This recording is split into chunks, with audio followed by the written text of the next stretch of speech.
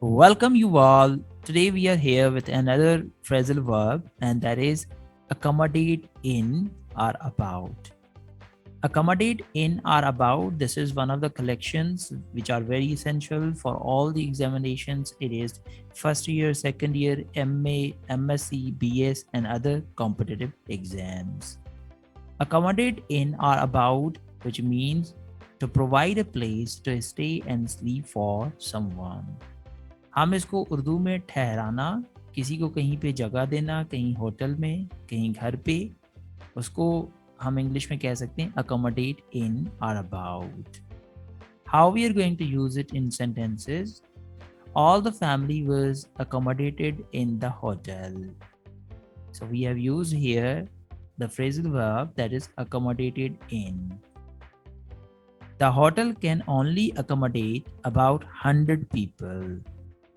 So we have used here accommodate about. So this is how we are going to use accommodate in or about in sentences.